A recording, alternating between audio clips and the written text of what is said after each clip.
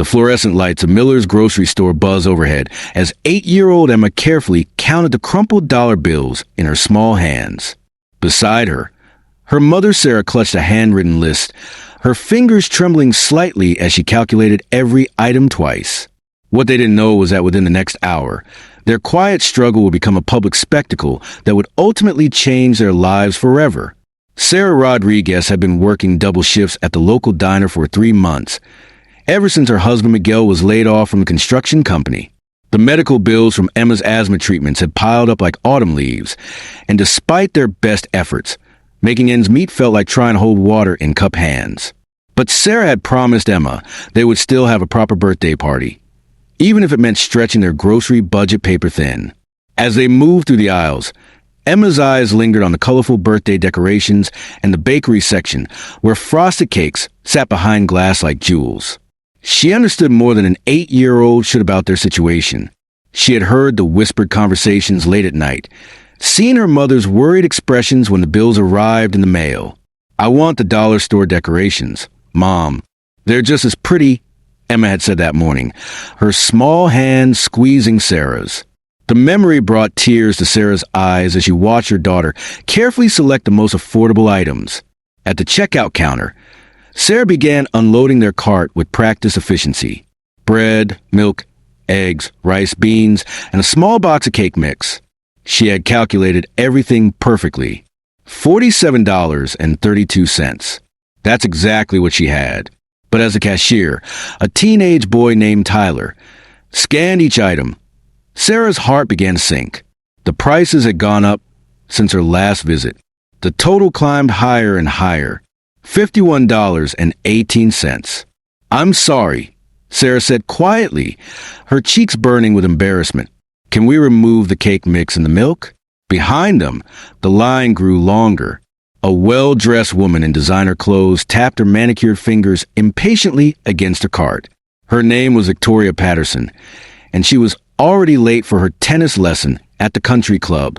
"This is ridiculous," Victoria announced loudly enough for half the store to hear. "Some people should learn to budget before they come shopping. We all have places to be." Sarah's hand shook as she tried to decide what to remove from her modest purchase. Emma tugged at her mother's coat, whispering that they didn't need the cake mix, that she didn't really want to party anyway. The lie broke Sarah's heart into 1,000 pieces. Victoria's voice grew louder and more cutting. "Look at them, holding up the line because they can't afford basic groceries. This is exactly what's wrong with people today. No planning, no responsibility." Other customers began to stare. Some looked away uncomfortably, while others nodded in agreement with Victoria's harsh words. Sarah felt the weight of their judgment like stones in her chest. She wanted to explain that she worked 60 hours a week, that they weren't lazy or irresponsible, but the words stuck in her throat. Meanwhile, 3 aisles over, a man named David Chun had been quietly observing the scene unfold. David was the owner of Chen's Electronics, a successful business he had built from nothing after immigrating to America 25 years ago. He remembered his own family struggles, the times they had to choose between heating and eating, the shame of counting coins at checkout counters. As Victoria's voice reached a crescendo of indignation, something inside David stirred. He approached the checkout counter, his heart heavy with empathy, and his mind already forming a plan. "Excuse me," David said gently, stepping forward.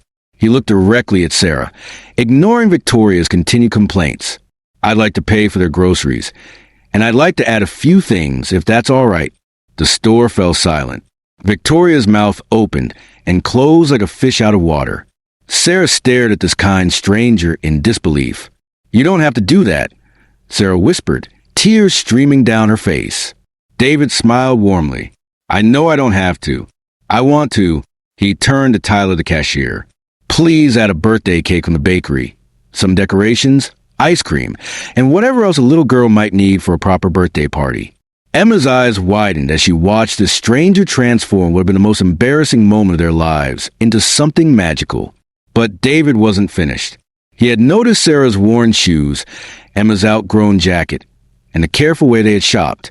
After paying for their groceries, he quietly slipped Tyler his business card with a message written on the back. David followed the family to the parking lot, where Sarah was loading groceries into a car that had clearly seen better days. He approached carefully, not wanting to overwhelm them further. "My name is David Chun," he said. "I own a business here in town, and I've been looking for someone reliable to help with bookkeeping and customer service. Would you be interested in talking about a position? It would be during school hours, and it pays well with full health benefits." Sarah couldn't believe what she was hearing. The job would mean she could quit her exhausting double shifts at the diner and actually be home when Emma got out of school. But there was more. David had been planning to donate his old delivery van to charity, but looking at Sarah's struggling vehicle, he had a better idea. The van would be perfect for a family, and his company could easily absorb the cost as a tax write-off. 3 weeks later, Emma's birthday party was the talk of their neighborhood, not because of the decorations or the cake, but because of the joy that radiated from their small apartment.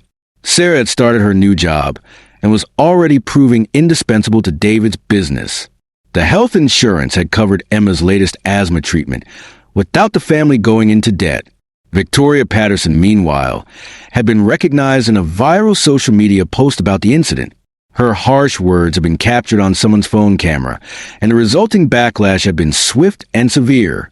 She had lost several clients from her real estate business and faced social ostracism from her own community.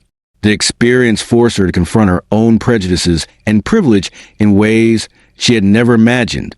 But the story didn't end with Victoria's comeuppance. Moved by the response to the grocery store incident, she quietly began volunteering at the local food bank. She never sought recognition for this work, doing it instead as a form of personal penance and growth. Sometimes the greatest transformations happen in the quietest moments, away from cameras and praise. David's act of kindness had rippled outward in ways he never expected. Other business owners in town began to take notice of struggling families in their community, offering jobs, support, and hope where there had been none before.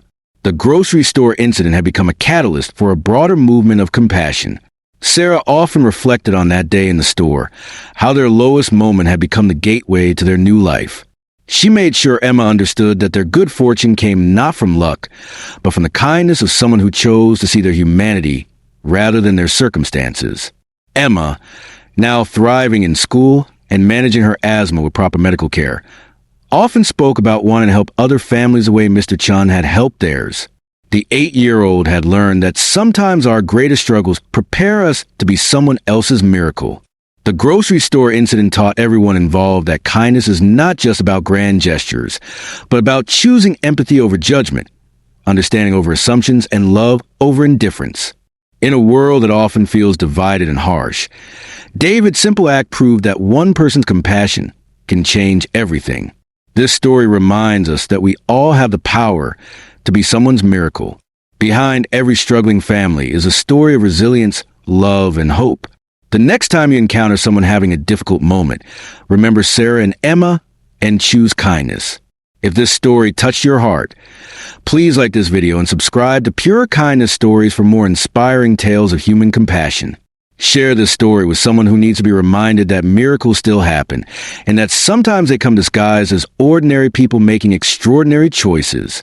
Together, we can create a world where empathy triumphs over judgment and where every family struggle can become a story of hope.